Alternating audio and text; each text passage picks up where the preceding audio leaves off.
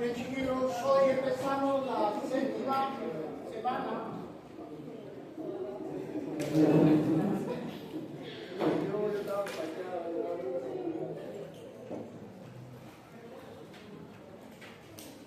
Bien, chicos, hoy empezamos la séptima semana, la próxima terminamos. Hoy estamos lunes 23, el próximo lunes es 2 de marzo y el jueves voy a dar clase, el jueves hago clase, el lunes hago clase.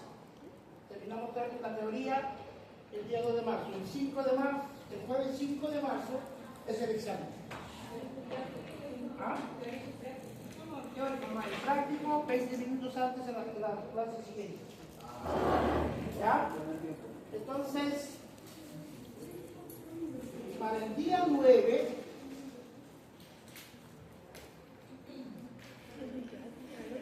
para el día jueves vamos a dar, ¿no? Ya, el día jueves me envían los de mi grupo, me envían el P1, P2, P3, la monografía. El jueves 5 es el examen y me envían la monografía. ¿No? Entonces el jueves, monografía y deposición en la tarde. ¿Vamos o no?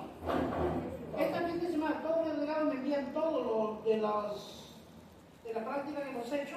Ahí se dejaron unas tareas, ¿cierto? De acuerdo a la guía. Ya eso ya voy a realizar el fin de semana. Me tengo que ver asistencia, guía y exámenes prácticos. El día 2 de marzo termino la teoría.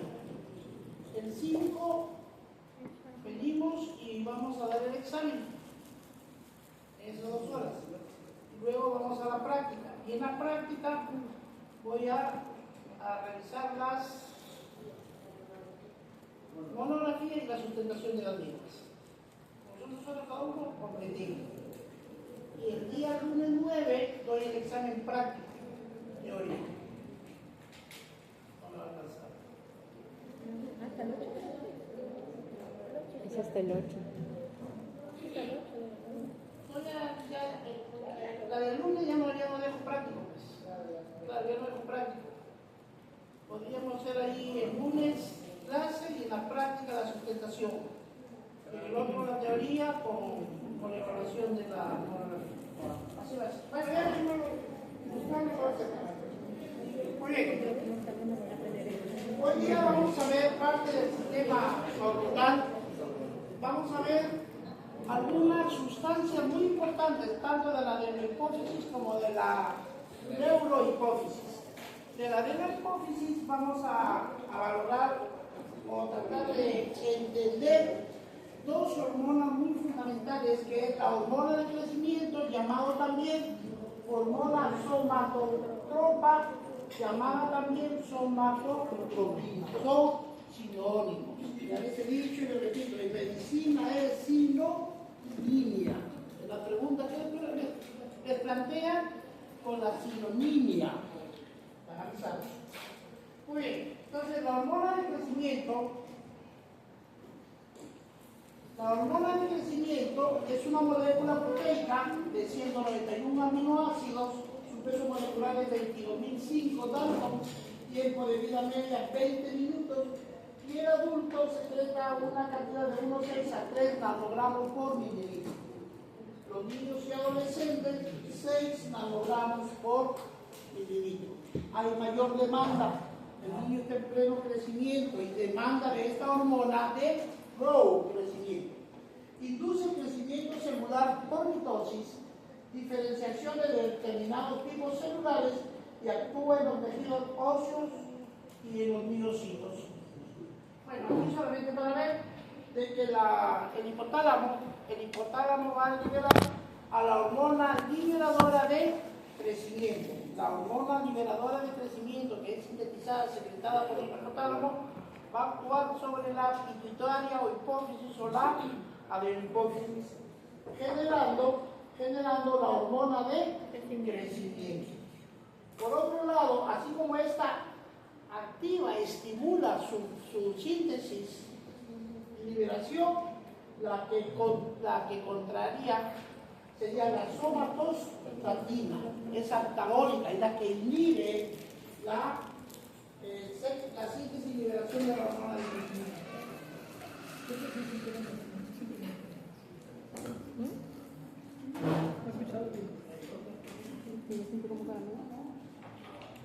Muy bien.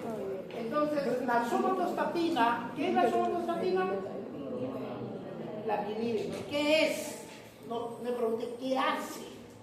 Chicos, tiene que estar, pero es una hormona contrarreguladora que se produce ¿dónde? En el páncreas.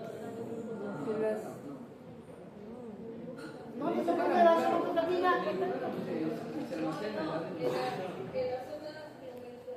No. En las células beta. Glomerulares. Delta del. ¿Cuál es? Células beta del islote del Ángela, ¿no vimos? Sí. Alfa, beta, gamma. Sí. Del páncreas. Y les dije, inhibidor. cuerpo, tiene la inhibición del crecimiento. Ella la inhibe la hormona del crecimiento. La hormona del crecimiento va a tener acciones sobre los varios órganos y sistemas que están involucrados en el proceso de crecer, ¿cierto? Sobre el tejido graso, sobre el músculo, sobre el hueso, sobre el hígado. La grelina es una hormona, ¿sí?, que estimula el hambre.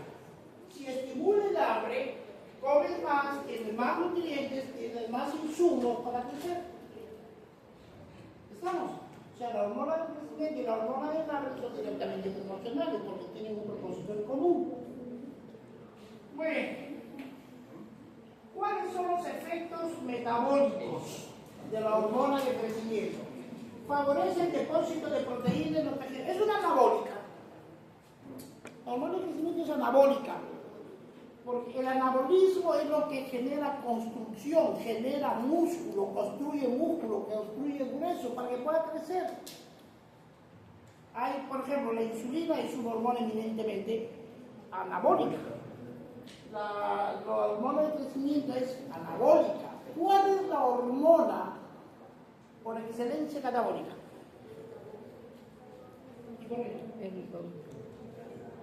¿Cuál?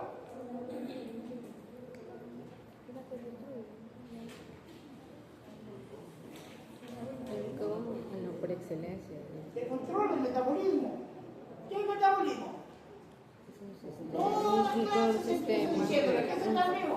Es el conjunto de reacciones químicas que tiene como propósito la energía. No se olviden ya. ¿Qué es el metabolismo? No sé. El anabolismo tiene dos fases, el anabolismo y el catabolismo.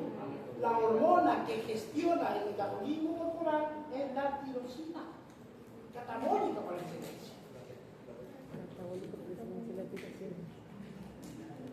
Muy bien. Entonces, los efectos metabólicos de la hormona de crecimiento sobre las proteínas favorece el depósito en los tejidos. Si se deposita, construye masa magra, crecimiento. Facilita el transporte de aminoácidos a través de las membranas celulares para la síntesis proteica, aumenta la transcripción del ADN nuclear para formar los ARN mensajeros, esta es la transcripción genética, ¿no es cierto? Aumenta la traducción del ácido ribonucleico, los ribosomas para sintetizar mayor número de proteínas, disminuye el catabolismo de las proteínas y los aminoácidos, o sea, no los desintegra.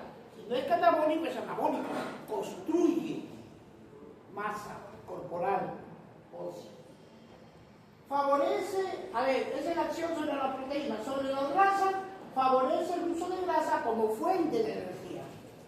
El proceso del crecimiento.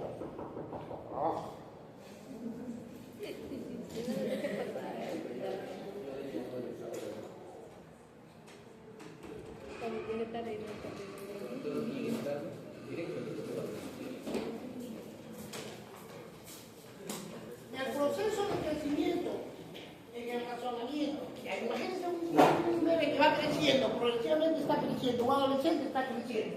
¿Es un proceso activo o pasivo, energéticamente hablando? Activo. Activo, demanda energía, está sintetizando. Entonces favorece el uso de grasa como fuente de energía a la hormona del crecimiento. Nosotros sabemos que el 80% de la energía corporal es a cargo de los carbohidratos, o se llama la oxidación de carbohidratos, el metabolismo de la glucosa, ¿cierto? Pero en estos procesos demanda mayor cantidad. Entonces la fuente de la grasa como una fuente energética. Induce la liberación de ácidos grasos del tejido adiposo.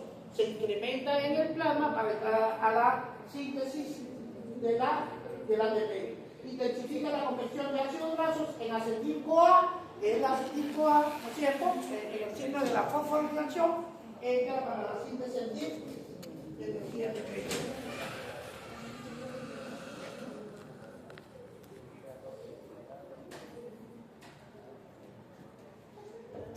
Muy bien. Ahora, ¿cuál es el efecto de la hormona de crecimiento sobre los hidratos de carbono?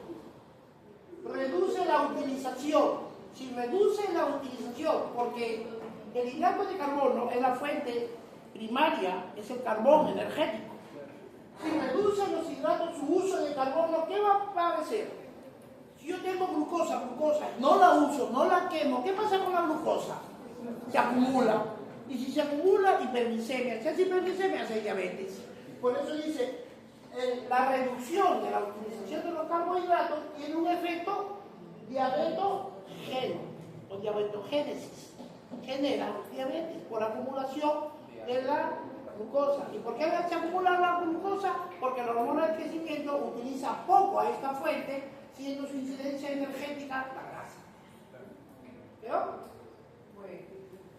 Entonces disminuye la captación de glucosa en el músculo esquelético y el tejido adiposo. Incrementa la glucogenólisis.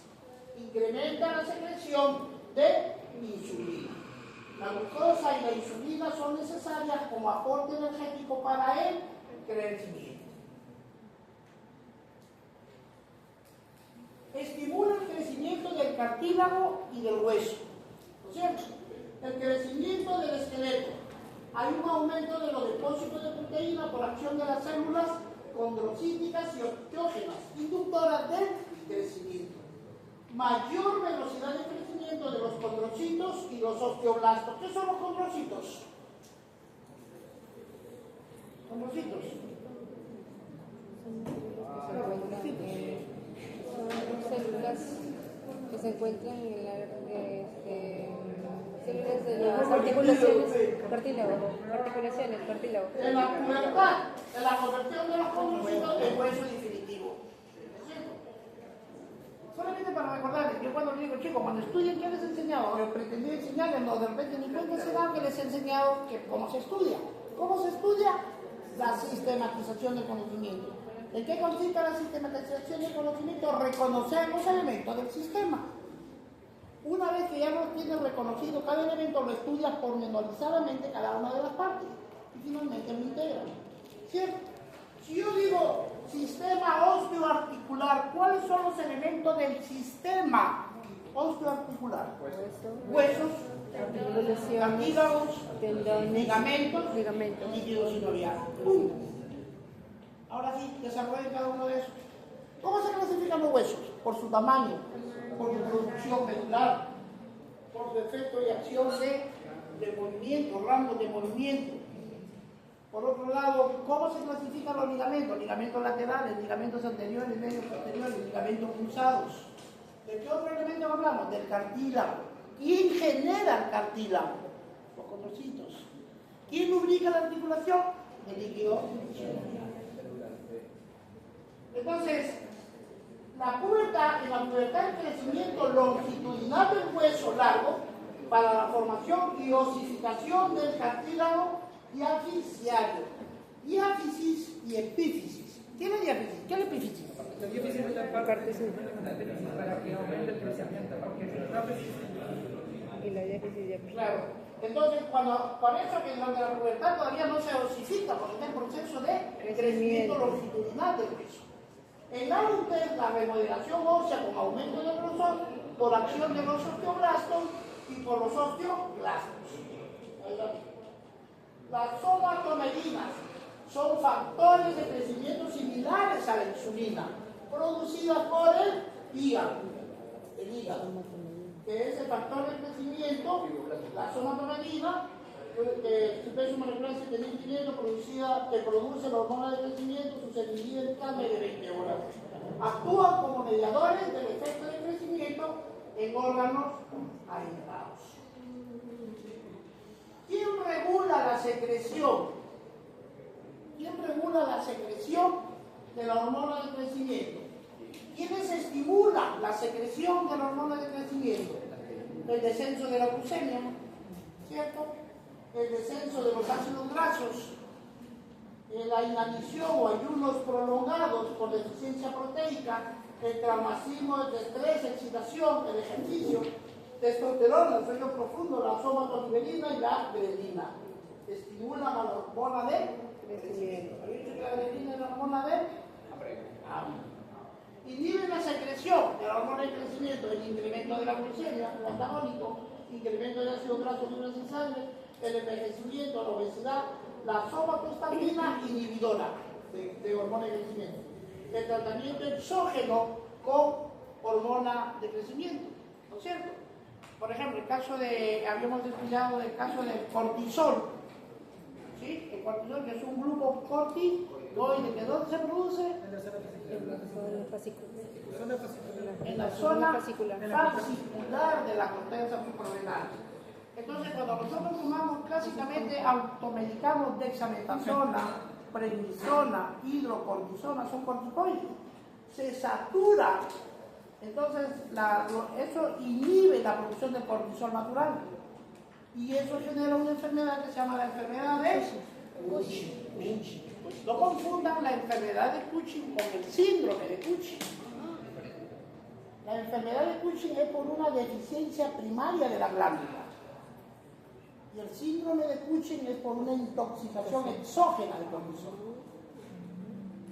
Se presume que la regulación del hipotálamo hipófisis sea por un feedback negativo. Patología de la hormona de crecimiento. A ver, piensen, si en un adulto, ya una persona adulta, ¿ya va a crecer o ya no va a crecer? Una persona de 30 años ya no va a crecer. ¿Qué pasa si hay una hiperproducción de la hormona de crecimiento? Y él ya no va a crecer. Va a crecer, ¿Gigantismo? va a haber una inducción de que crece el hueso, pero ya de forma lineal. ¿Entienden? Claro, genera una deformidad del desarrollo del hueso. A esa enfermedad se llama el gigantismo. El gigantismo. ¿Cómo se llama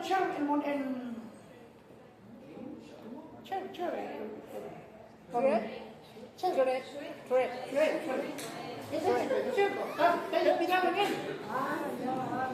¿Es inspirado en el gigante? ¿Es el Entonces, el panhipopituitarismo. ¿Qué significa panhipopituitarismo? Pan. ¿Qué pan?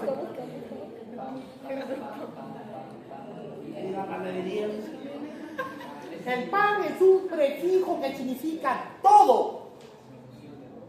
Panamericana, toda la América. Pan, todo. Todas las hormonas están disminuidas en la pituitaria. ¿Cierto? Hay una enfermedad que induce a que muchas hormonas se priven. El famoso síndrome de Sheehan. ¿Qué es Sheehan? Aquellas mujeres que, Muere la hipófisis. mujeres que parían y tenían como consecuencia sangrados profusos durante el parto, hemorragias masivas, generaban el síndrome de Sheehan. Después de 10, 12 años, esa mujer tenía toda la sintomatología de hipotiroidismo. En el Sheehan tenía cierto grado como de retardo, desorientada, intolerancia al frío, pérdida de peso, ¿sí? Y sobre todo pérdida de la vellosidad del vello axilar y pubiano. Muy bien, Entonces, la patología de la hormona de crecimiento por panhiperpituitarismo de la infancia y de la adultez. Secreción reducida de todas las hormonas. Ese es PAN, es todo las hormonas de la hipófisis. Gigantismo y exceso de hormonas de crecimiento antes de la adolescencia. Hay una hiperactividad hipofisiaria antes del cierre de los huesos largos. Entonces, como los huesos todavía no se han osificado, siguen creciendo, siguen creciendo, siguen creciendo. ¿No es cierto? ¿Se acuerdan también no se acuerdan ustedes de Margarito Machaguay? En Perú, salieron unas cervezas grandotas, Margarito. Recién se muere de tanto, lamentablemente era un caso de eso, ¿no? La acromegalia y exceso de hormona de crecimiento después de la adolescencia, o sea, en el adulto, ¿no es cierto? Ya no va a haber un gigantismo con visceromegalia, aumento del grosor de los huesos de la cara y de los pies. En los niños, el aumento anómalo de hormona de crecimiento genera gigantes. En el adulto que ya no crece, genera personas que se deforman, como el caso de la acromegalia. El gigantismo es al niño como la acromegalia es al adulto. Otra hormona que es importante, que también es parte de la hipófisis, es la hormona de la prolactina. ¿Qué es la prolactina y cuál es su función?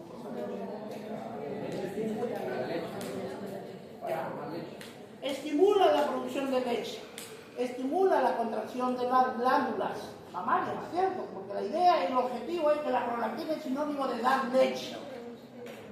Muy bien. La función de la prolactina es una hormona proteica con 199, son hormonas peptídicas, así como nos estudiamos las hormonas esteroides, que eran las sexuales, ¿se acuerdan? Las proteicas, esta es una hormona de 199 aminoácidos. Sintetiza o genera leche a través de las células epiteliales secretoras. Participa en el desarrollo de la mama, del ductos, o sea, del conducto y del alveolo, junto a los estrógenos y progesteronas. Inhibe la secreción de las gonadotrofinas. ¿Cuáles son las hormonas gonadotrofinas?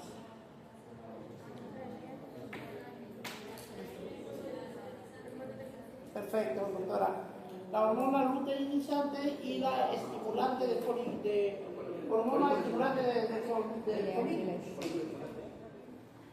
Miren, dentro del ovario se encuentran los folículos y dentro de los folículos se encuentran los óvulos. ¿Estamos? Cuando una mujer nace más de 300.000 folículos, pero en el proceso se va atrofiando y mensualmente madura un folículo.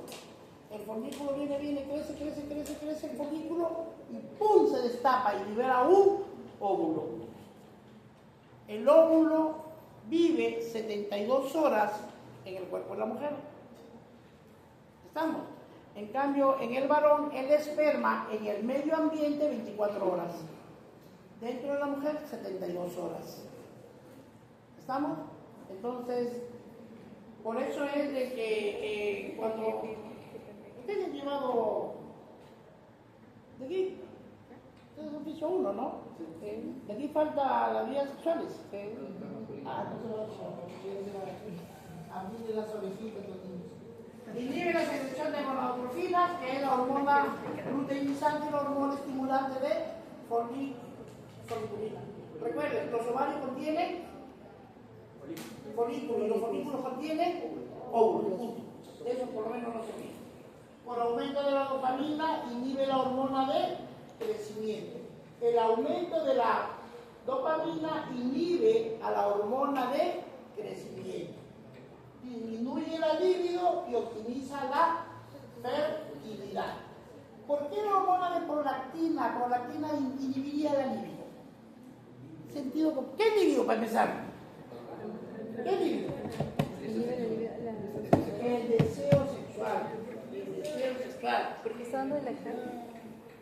Claro, mira cómo la naturaleza es sabia. Si una mujer está dando de lactar, la prolactina inhibe la libido, el deseo sexual. ¿Qué pasaría si está dando su bebito chiquitito y ella tiene ganas de tener un compañero? Se mete su revolcada y vuelve a quedar preñada. Y si sale preñada ya no da leche. Se jodió el bebito. Naturaleza sabio. Por eso es que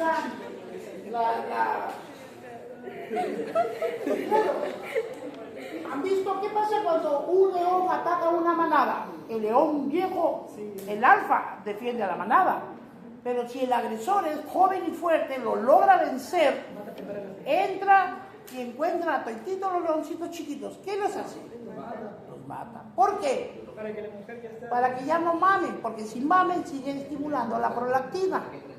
En cambio, cuando él los mata, se inhibe la prolactina, aumenta el deseo sexual de la leona y empieza su reinado y generación.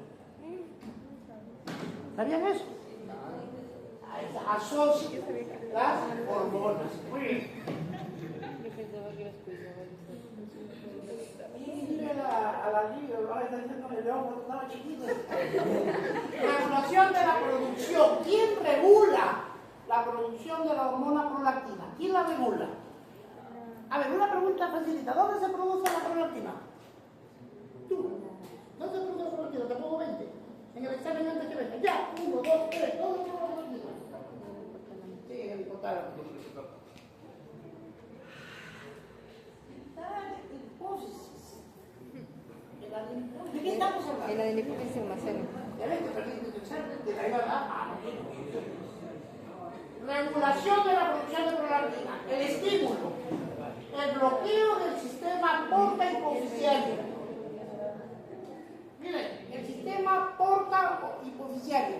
¿Qué es el sistema porta? Porta, ¿pero qué es? En todo el cuerpo hay 3 sistemas portas. El sistema porta hipofisiario hipotálamo, el sistema porta renal y el sistema porta hepático. Son los 3 portas. El del renal es capilar, arteria deferente, hacia el ovillo, eso es porta. A nivel del hígado va a ser el sistema porta venoso, y a nivel porta hipofisiario es vena, arteria. Entonces, el bloqueo del sistema porta hipofisiario. A ver, ¿cómo se? El sistema porta, cada vez que escuchen el sistema porta, es un sistema de la circulación. ¿Ya? Es como por ejemplo, liberamos una sustancia y la sustancia tiene que ir al torrente sanguíneo y hacer todo el recorrido que hemos estudiado. Circulación mayor, circulación menor para que se reparta. En cambio, el sistema porta no. Se produce la sustancia y de frente lo lleva donde necesita que debe estar. Es como un ascensor especialísimo. El producto llega por la vía sanguínea, pero de la forma más rápida. Eso significa porta. Bueno, ya, el sistema porta es eso. Es un sistema especial de transportar la sustancia en este sistema. Va directamente al lugar que lo requiere. Evita la circulación general. El sistema porta va directamente. Entonces, en el hipotálamo, en la hipófisis, se produce y acciona. Porque debería ser liberado al capilar sanguíneo. El capilar sanguíneo tiene que traerlo del cerebro, baja a través de la vena, cava superior, entra la línea de leche y empieza toda la figura. En cambio, con el sistema porta no. Se genera en el hipotálamo y se secreta en la hipófisis. Es como en el porta hepático, ¿no es cierto? La vena mesentérica superior se junta con ¿quién? Con la vena esplénica y genera la vena porta. ¿La porta dónde viene su contenido? A los sinusoides hepáticos. ¿Qué son los sinusoides hepáticos? Es parte de la estructura inmunológica. ¿Quién se encuentra ahí? La célula de Hughes. Se comen a todos los microbios que pudieron haberse transportado en la absorción y luego, una vez que están libres microbios, del sistema sinusoidal se ven a dónde? En las venas suprahepáticas. Y las suprahepáticas ven a la vena cava y muy bien. Entonces, la regulación de la producción, estímulo, el bloqueo del sistema porta significa es la unión del hipotálamo y hipófisis. Se sintetiza y lo estimula. Ese bloqueo, se genera un bloqueo y ya no hay producción de la prolactina. La única hormona que inhibe es inhibida por la dopamina. La dopamina es contraria a la prolactina. A veces, chicos, hay adenomas, tumores benignos, que son altamente generadores de prolactina. Una mujer de 40 años ya terminó de parir, ¿cierto? ¿Y qué pasa si viene a la consulta? Dice, doctor, tengo secreción láctea con mis mamas. Entonces podríamos pensar, una de 40, 45, 50 años, ¿qué dirían? ¿Es normal? No, si es una mujer de 28 años, es muy probable que está en toda su vida reproductiva, ¿cierto? Pero una mujer de 45, 50 con secreción láctea por las mamas, ¿es normal? No. Y es algo patológico. Ahí donde debemos pensar de que hay una hipersecreción de prolactina. ¿Quién inhibe la prolactina? La dopamina. Y la dopamina comercial es la bromocriptina, ¿no? Esa que se tiene que dar, claro, para inhibir la producción de la prolactina. Entonces, por ejemplo, por una lesión por un adenoma, no llega la inhibidor. Si no inhibe, se libera de prolactina, genera desarrollo de la glándula mamaria, aumenta la superposición de los ductos y la secreción de leche. El hipotiroidismo, la hormona estimuladora de tirosina, ¿qué hace? Mire, la hormona estimuladora de tirosina, que es producida, ¿quién la libera? Y sintetiza la hormona liberadora de tirosina. La hipófisis. ¿Dónde actúa? El nivel de la tiroides, para formar T3 y T4. La hormona liberadora de tirosina, ¿no es cierto?, va a generar, si hay deficiencia, produce un hipotiroidismo primario. Y cuando la hormona liberadora de tirosina está aumentada la prolactina. ¿Estamos? O sea, la hormona de la hormona liberadora de tirosina, ¿qué relación tiene con la hormona prolactina? Todos tienen una acción directamente proporcional. A mayor hormona de liberación de tirosina, mayor producción de prolactina. Y esto es contrario a la dopamina y la que inhibe su producción. El reflejo de succión. ¿Qué va a pasar el reflejo de succión con relación a la prolactina? ¿Lo inhibe o lo estimula? Estimula. Los estrógenos. Estimula. ¿Lo inhibe o lo estimula? Claro, porque esto tendría que son hormonas sexuales que estarían preparándose para una nueva concepción. Entonces sería una inhibidora. Y lo que son inhibidores es la hormona inhibidora de prolactina. ¿Quién es la hormona inhibidora de prolactina por excelencia? La dopamina. Secretada por el hipotálamo en el núcleo al 4. Única hormona que está inhibida. Inhibe hasta 10 veces su valor normal. La progesterona bloquea su efecto antes del parto. Anticoncepción. Es anticoncepción. Antes de embarazarse. Oh. Antes de la concepción. Hace la lisura y después viene lo demás. No. Anticoncepción. Lo que evita la concepción, la fecundación. Concepción es sinónimo de fecundación. Y se llama fecundación cuando el esperma y el óvulo se juntan, es de la fecundación. Y cualquier situación anticoncepción que evita que se junten. Si no hay concepción, no hay embarazo, no hay producto. Entonces, la anticoncepción, el estímulo de la secreción de prolactina por el hipotálamo. El estímulo de la secreción de prolactina por el hipotálamo. La prolactina tiene un efecto anticoncepción. Sí. Claro, ¿no es cierto? ¿Y quién inhibe a este efecto de la prolactina? La hormona liberadora de gonadotrofinas. Inhibe la secreción de hormonas, la hormona luteinizante y la folículo estimulante durante la lactancia. La producción de leche materna. Inmediatamente después del nacimiento, disminuye la concentración de estrógenos y progesteronas. empiezan a caer ya los niveles de estrógeno, progesterona, aumentan los niveles de prolactina. Hay un desarrollo de la glándula mamaria, hay un desarrollo de las glándulas lácteas para la secreción de la leche. Cuando una mujer recién está parida, ¿no es cierto?, va a tener que el bebé estimular. Si el bebé no estimula, nunca se va a producir leche. Tienen que poner al bebito y el bebito es el que succiona y eso estimula a la oxitocina también. Entran varios factores para la producción y eyección de la leche. La primera vez que una mujer está dando a luz a su bebé, la primera descarga se llama, ¿cómo se llama? Calostro. El calostro. Y el calostro ha sido estudiado hasta la saciedad.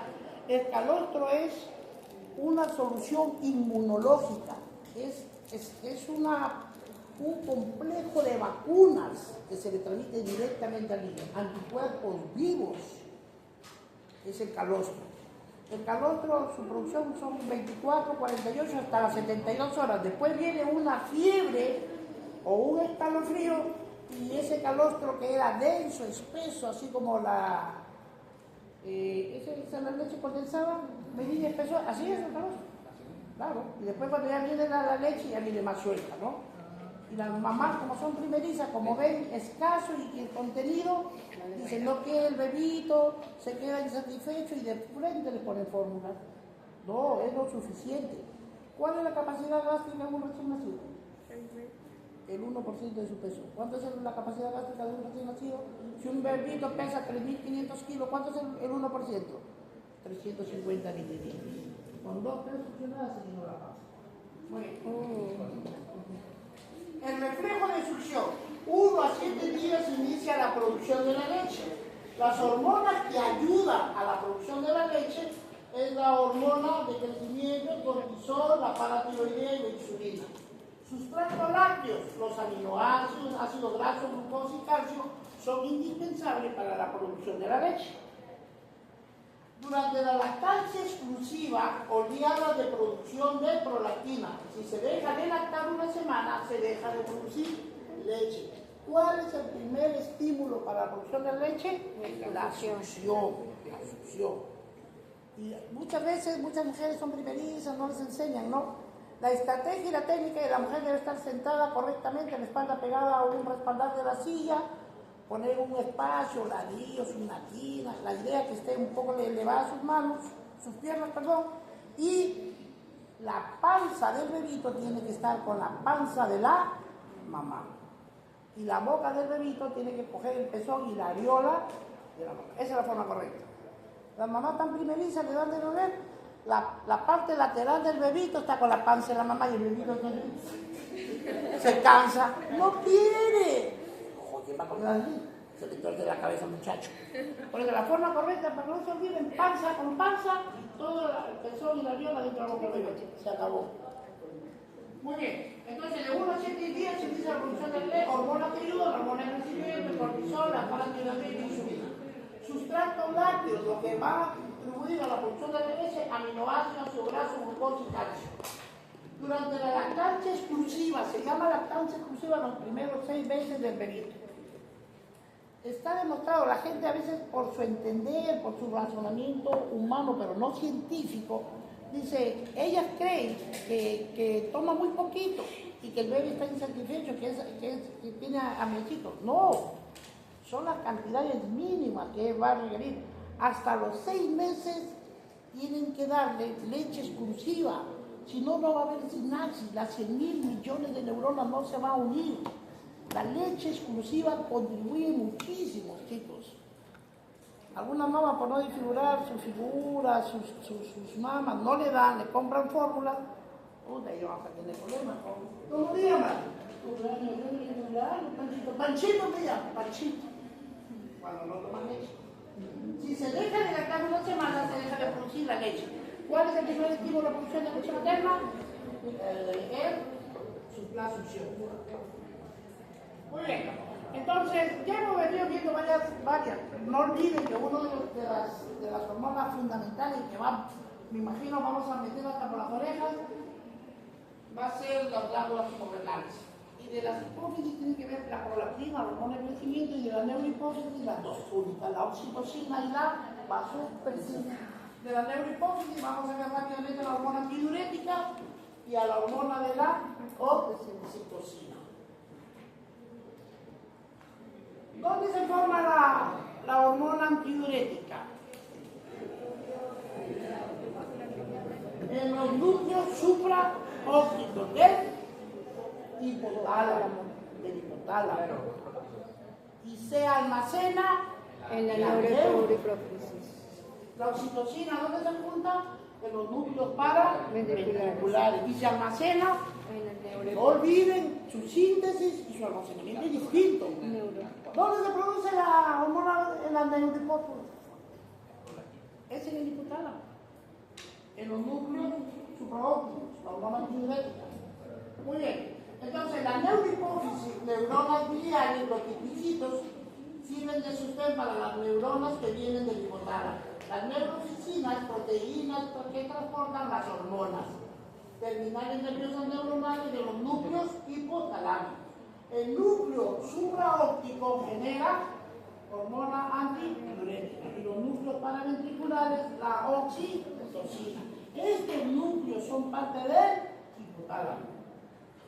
Entonces, tanto la hormona antidiurética como la oxitocina se sintetizan en el hipotálamo y se almacenan en la neurohipófisis o en el lóbulo posterior.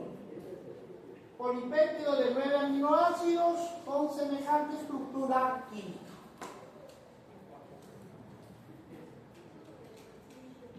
La hormona antidiurética. ¿Cuál es su función de la hormona antidiurética? Que no se sintetiza La orina, el líquido. Claro. No se forma la ¿Qué es el gasto cardíaco?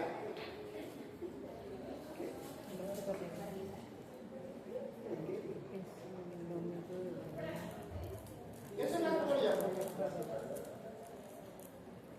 ¿A qué es igual la presión arterial?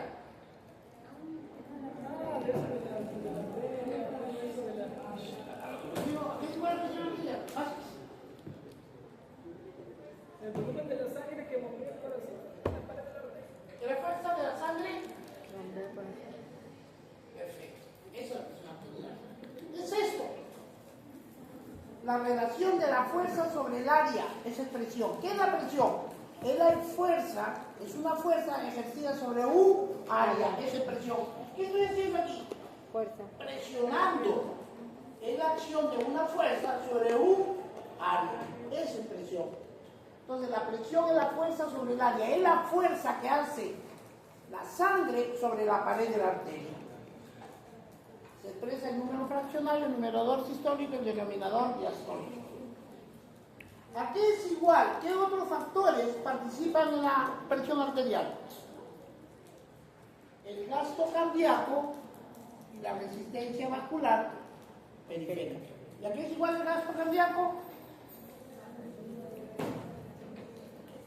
Al volumen sistólico por la frecuencia cardíaca. Muy bien. Entonces, cuando el gasto cardíaco cae, ¿sí? El gasto cardíaco cae, el paciente se va a comportar como un deshidratado severo. Un paciente que vomita, un paciente que tiene diarrea alto flujo, un paciente que se encuentra en líquido en tercer espacio, paciente que ha sufrido un traumatismo, pierde sangre, pierde líquido, se le cae la presión. ¿Cierto? A eso se llama gasto cardíaco bajo. Si el gasto cardíaco está disminuido a todos los órganos del cuerpo, le llega poca sangre. ¿Estamos?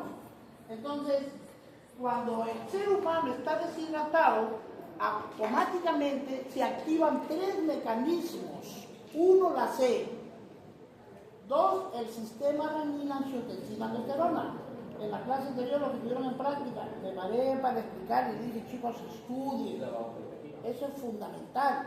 Y el tercer mecanismo, que era la vasopresina, llamada también hormona la hormona antidiurética. ¿Dónde se produce la hormona antidiurética? En los núcleos supraópticos. ¿Dónde se almacena la hormona antidiurética? En la neurohipófisis. ¿Dónde actúa la hormona antidiurética? nivel renal, pero ¿a qué nivel?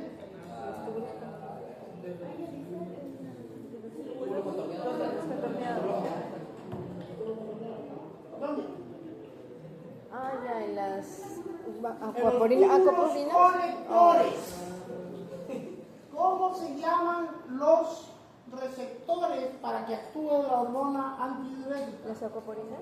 Aquaporinas. ¿Qué número de aquaporinas? Las aquaporinas 2. B2. ¿Qué hace la hormona antidiurética? Sintetizada en los núcleos supraópticos, almacenada en la neurohipófisis, inhibida, se libera en estados de deshidratación severa del cuerpo, actúan a nivel renal, a nivel del túbulo colector, mediante los receptores aquaporina 2. ¿Qué hacen a ese nivel? ¿Qué hacen? Por ahí está bien. ¿Qué hace? ¿Reabsorbe qué? No. Esa es la chamba de ella, pero esa es la chamba de la testosterona. Retienen el agua. El agua reabsorbe el agua. Reabsorben el agua. Por eso digo, chicos, si no manejamos conceptos, no vamos. A ver, tranquilo, no conteste. Si contesta más de uno, me lo jalo que contesta. Que yo pregunto, ¿qué es reabsorción, doctora? Sí, usted. Reabsorción. Hemos visto en las glándulas, van a ver en el sistema renal, dos términos, reabsorción y secreción. Ya les dije, ya si no lo entendieron, puta, vamos a tener problemas.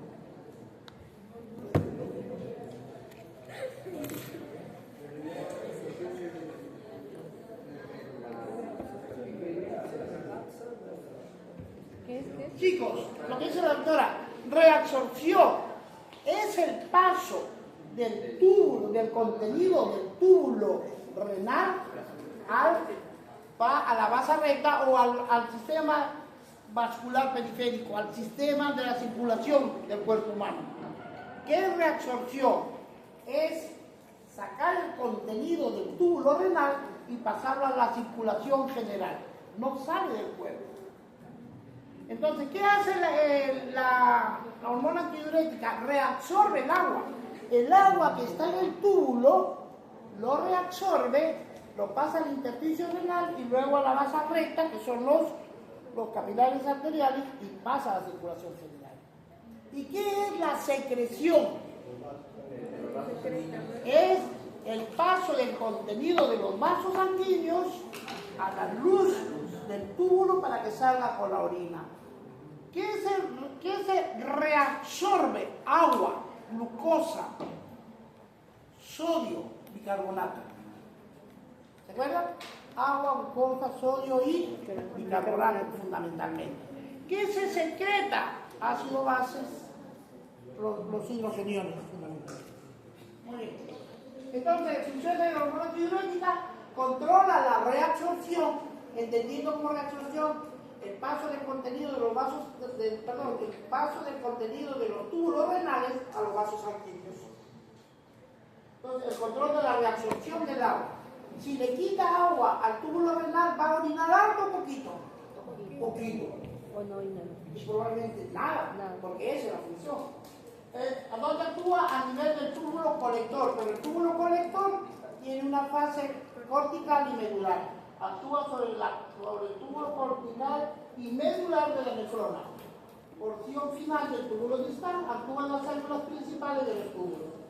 Receptor de la hormona antidiurética 2, las aquaporinas, acoplado a la proteína G, activa la adenilato ciclasa y aumenta la GFP cíclica.